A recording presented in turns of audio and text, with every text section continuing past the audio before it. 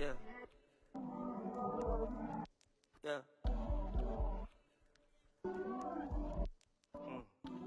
Alright, man. Who is Star B?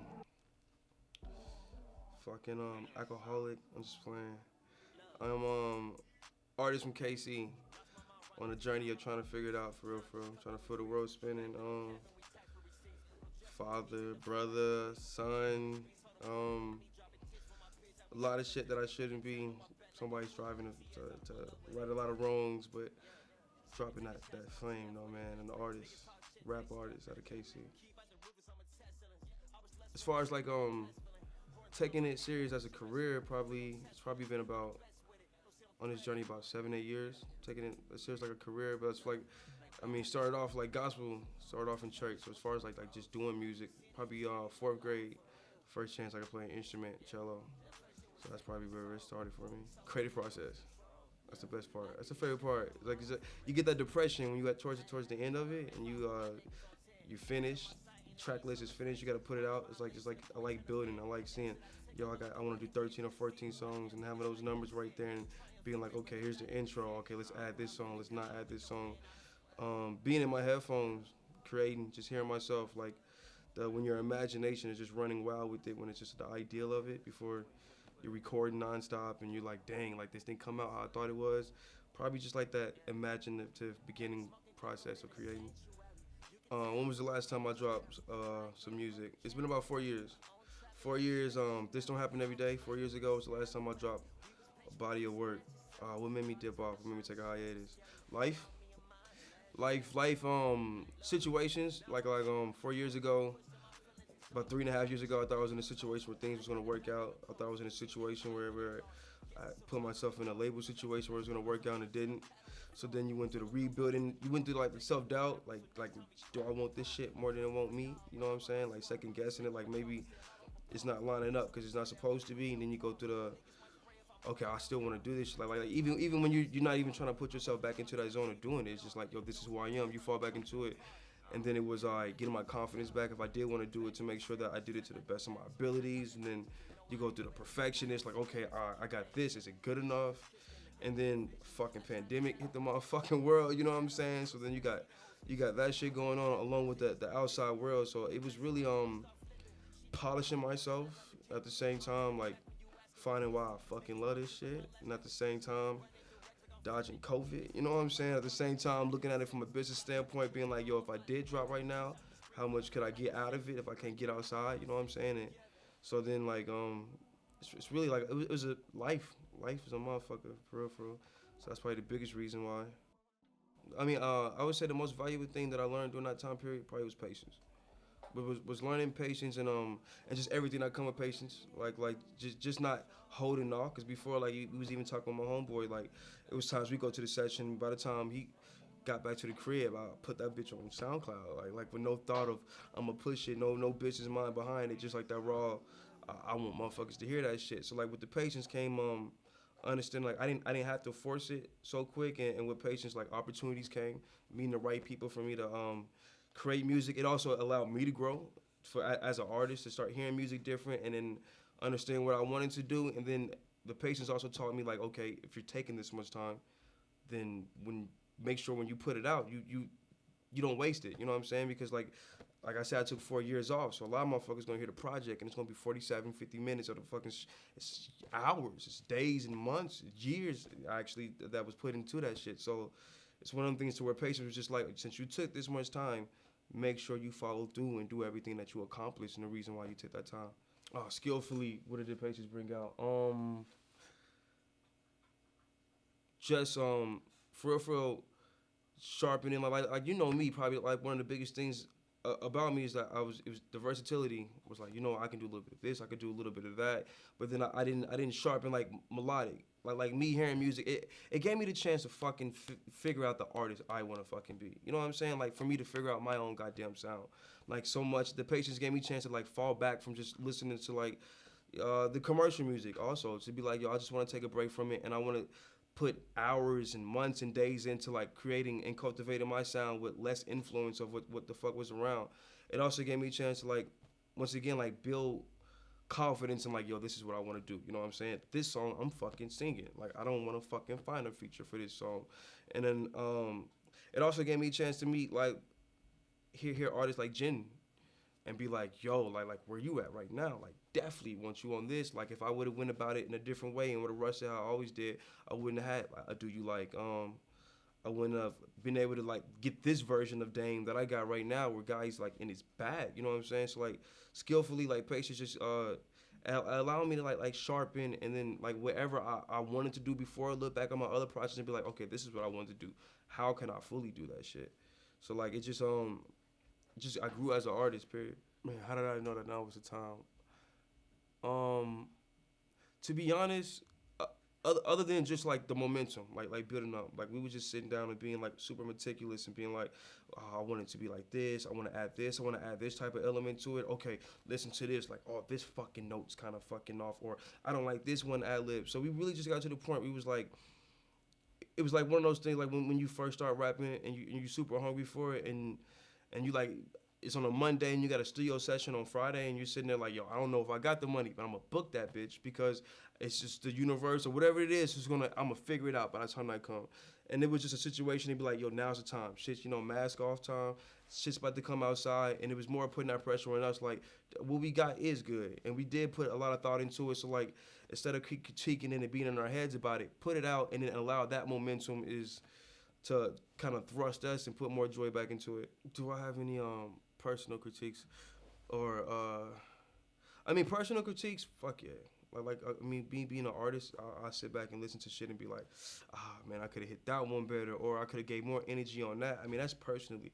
Do I clash with anybody as far as what this project is? I don't give a fuck. Like, it's personally to the standard I hold myself. Anybody else, nah. I mean, as far as like the worrying about, do I worry about like how it could do? Yeah, I mean, it's that moment where you drop it and you're sitting there and keep on to refresh your page, like how many people liked it, how many people refreshed it. But once again, like what Patience taught me was, what the fuck I'm doing it for? You know what I'm saying? Like I was dipped off for 4 years, and I'm not one to be caring about attention, caring about likes, because when I was dipped off, I wasn't posting.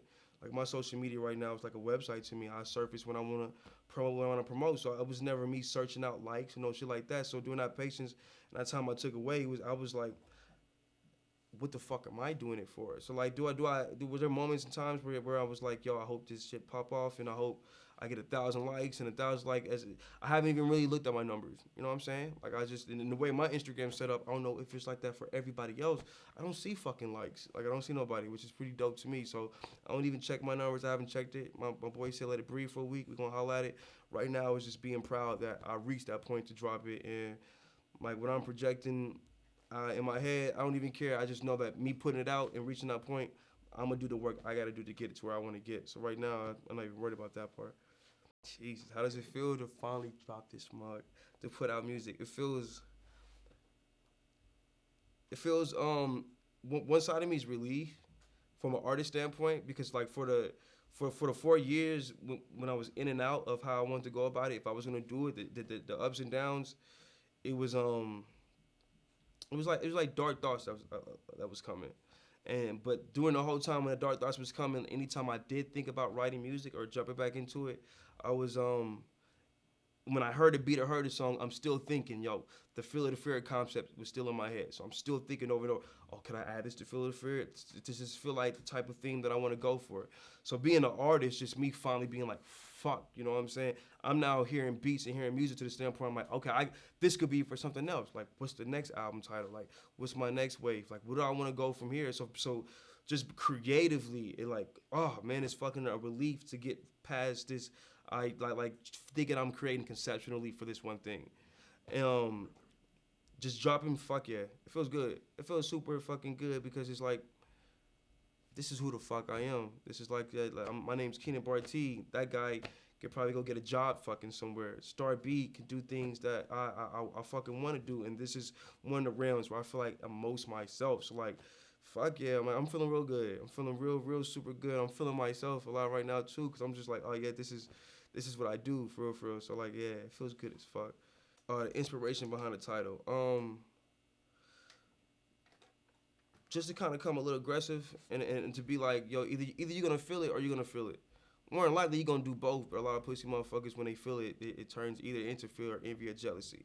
But it was like, yo, I'm coming for it, and it's who the fuck I am. So either you're gonna feel it or you're gonna fear it. But this is just where the fuck I'm at with it. You ain't gonna never be able to deny that shit. Those are the only two emotions you're gonna have. Either you're gonna feel it or you're gonna feel it. You might do both, but those are the only two ones. You ain't gonna never say I ain't getting busy. You ain't gonna say I don't. You can't just you throw it on fucking shuffle, clash with anybody on it. So like. That was really the idea that kind of came. It's like kind of said it in the conversation one day, and it kind of stuck. Where did I want to go sonically with it? It was I mean there was times like conceptually I wanted to be like super dark. Like the idea like when years ago I wanted to go like I wanted to drop during fall. You know what I'm saying? I wanted to come out of fall. And then when it was a situation where I thought like I signed to a major. And I did, and things didn't work out. So then when that situation came, I was like, yo, I wanted to be versatile. Like if this is the first thing I drop under this situation, I want it to be a little bit of everything. You know what I'm saying? So at this point, when I finally got to the point where I dropped it, I think the idea was still to be a little bit of everything, but it was to more be like aggressive.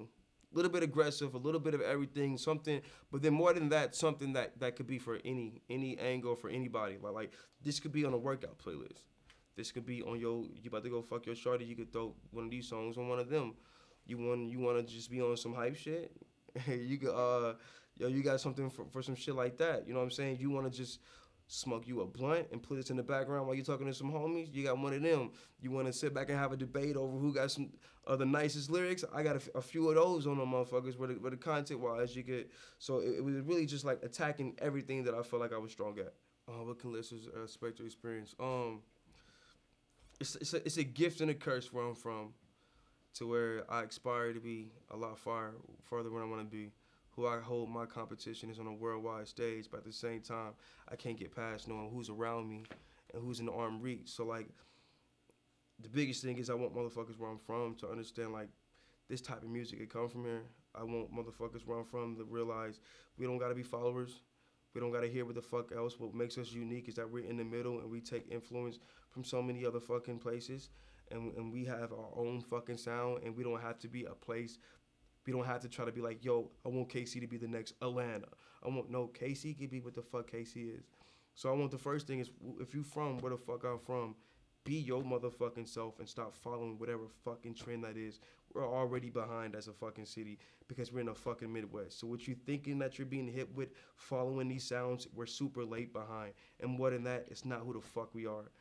And beyond that, I want on a worldwide stage with my city too for motherfuckers to be like, yo, where that motherfucker from? The way I hear somebody dope. And be like, oh, he's from there.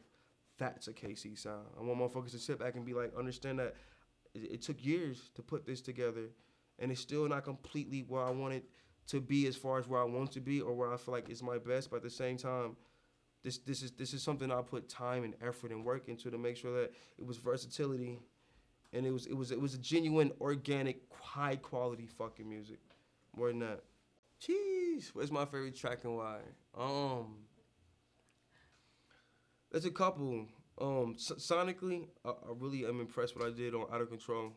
I feel like that was like something like in the future as I create like the next sound, I'm gonna look back on it and be like, yo, this is one of those. Yo, but like is Out of Control sonically. I like what I did on that shit. I like how it balanced. I like the balance of melodic and rapping and the content that I said on it. No In Between though was a song to where like doing that, finding myself again, to where that was a song that I went in the studio with my boy Micah in his bedroom. And motherfuckers was tripping shrooms and LSD and painting motherfucking pictures. And I walked in there and recorded that joint with him. And that was one of those ones that I was like, oh, okay, I can do this. You know what I'm saying? That might have been like my Michael Jordan moment where he was just playing ball with the niggas on the Space Jam set. You know what I'm saying? It was just like, I could still get busy with the best of them. So that was probably like, that was, it might not be my favorite sonically one, but it might be the most important one for me. What inspired me and Craig to make Represent? Damn. For real, deep down low key, I got mad ties with that guy Mello and mad ties with that guy Aurier. And so we all was like in a little clique at one point, you know what I'm saying? So like it was a moment in time where I was I knew I was gonna record with them after a while of not recording with them. So like even when I was just like I was coming on to something like, okay, I'm gonna record with them. What song am I gonna pick? That was like the way the beat hit and the way he said represent, and I was just like, okay, this could low key kind of be like a city anthem as far as what it is to me. But I knew the shit that I was spitting on it low key was a message that I wanted to send to y'all. It was like confidence builder moment for real, for real. So like it was one of those songs that I was like, okay, I'm about to record with these niggas. My niggas I used to be in the group with. We all went our separate ways. It's been a minute. And I'm gonna pull up in this motherfucker and you know for sure how I'm getting busy and what's been going on for a long time. So if that was the closest one to being done, and I was just like, okay, let me make sure I tweak that. So for real, represent, thank you to Mello and Aurier. I just wanted to flex on y'all niggas so y'all know that I was getting busy during the time he wasn't talking. I mean, this process was a little different too because like before dropping the 4 years ago when I dropped this doesn't happen every day. I was coming off of 816. Before 816, I was coming off of working with Separation with the Goonies. So like it was really like those things was a momental push to where like times my confidence would be low, I would be either in the studio with the homies or I'd be doing like a little show or promoting it, and that instant gratification from other people would motivate me. So like during this process, did it switch up a lot? Yeah, because it was a lot more downtime. It was a lot more not me getting no instant gratification. It was like for 4 years, there was no gratification, to be completely honest, other than self gratifications and then looking at the people around me being like, yo, they believe in me, so I gotta keep pushing. So, I mean, but the usual process is a lot of weed, like a lot of weed of all time, like probably too much weed, to be honest. I've matured because it's a lot of drinking, but it's still drinking. But sometimes I do wine instead of hard liquor. A lot of not going out, a lot of lights low, a lot of being antisocial. The process for this one, in any way that it really switched up was I really locked in with certain people that I worked on it with. That probably was the way. Before, I was just like, yo, I'm just bouncing out tracks. You know, I might do 50 tracks, and then from there, I'm going to pull. Like, it was so much conceptual things and being like transitions and the tone that I wanted to set that people like Micah, who engineered my project, like, I mean, this wasn't just like me booking set. Like, we like spending in the fucking night. Like we're up. Like, we're testing different mics out for different fucking shit. I'm sitting down probably with fucking my manager Mike, and we're sitting down for hours, like going through fucking beats. So what the fuck are we gonna do? We're sitting there, and he's coming to me and being like, okay, instead of us just putting together this project, this is how we want to come. You know what I'm saying? Like recording a track and then not being just geeked over us recording something because we recorded something, being like, yo, this ain't it. You know what I'm saying? Like just being honest with self, to be honest too, because it was so much not sharing with other people other than my circle. Listening, to be completely honest. Before I was like, I'm gonna fucking do it how the fuck I want to do it, and I reached a point to where doing it my way wasn't necessarily getting me the full results I wanted to. So like honestly listening, being like, yo, that ain't it, or no, this one is it, or nope, that mix ain't done yet. You know what I'm saying? Some songs that I really like and Mike being like, nah, the quality of what the fuck we going for ain't it. You know what I'm saying? To the singer art. You know what I'm saying? Being more hands-on and looking at it as a business too, and understanding like marketing wise and how to go about it and the times we want to go about it. And so I mean, a lot of fucking weed, man, like a lot of fucking weed. I can't even explain that. Please somebody sponsor me. Has being an artist helped me make sense of the fucking world? I think being a fucking artist, you're so in touch with your emotions. And I think that was another reason why doing the 4 years, that was super hard. Because maybe like 3 years into it, you know what I'm saying? I was like really like getting back and confidence back up. And then when you start seeing our people getting killed on TV the way they was, when you start seeing a president saying the things that he's sitting back and he's saying, when you see a cop and you understand the precious of life, like how precious life is, you're seeing videos of our people being killed instantaneously. Like yeah, I could watch it on an Instagram fucking video. It was hard for me to be like, let me fucking rap. You know what I'm saying? Like there's times, I mean, shout out to all the conscious rappers who do that music. But it was a moment in time in life to where I was sitting back and just so much, my senses was so heightened of just what life was that it was, I didn't even know how to put in words. Like a caption wasn't enough. Like a rap did justice to what it was enough. It was just like, was so stuck with what the fuck life was that just, I think being an artist was just like, I was just so sensitive to shit. And it made me just so self-conscious of being like, So I was reading the room a lot better than I ever did. Just looking around and being like this right now is not necessary.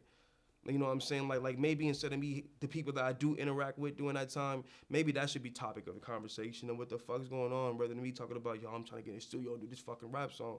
Like life is so fucking real. It's just I think that's the biggest thing, being an artist, is like realizing is that like we're sensitive motherfuckers, you know what I'm saying? And just as much as we have heightened senses and we pay attention to who's liking us and what's hip and what's trendy, like we feel that shit that comes down my motherfucking timeline. You know what I'm saying? When motherfuckers are saying, yo, this person just died, George Floyd. When you watching that fucking video, like this is coming down my timeline. Do I want to be what interrupts that algorithm by me posting a fucking single?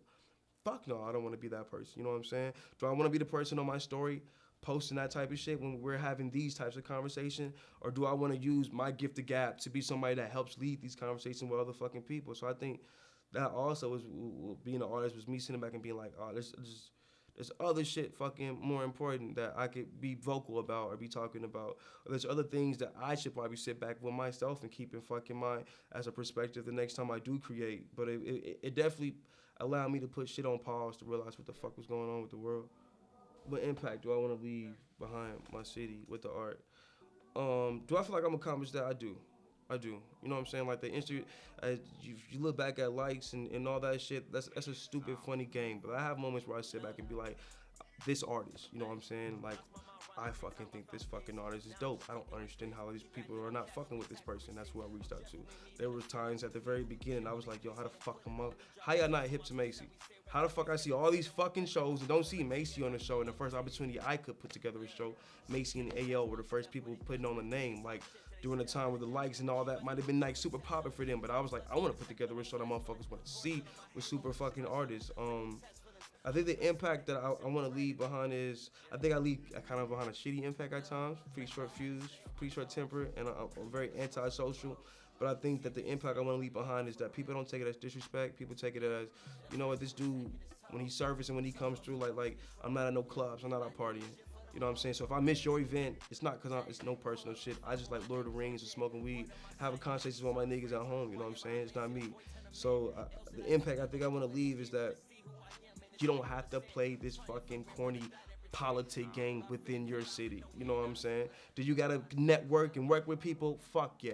But your music shouldn't be judged by how many pictures you're taking at Boulevard fucking nights. You shouldn't have to be that fucking person.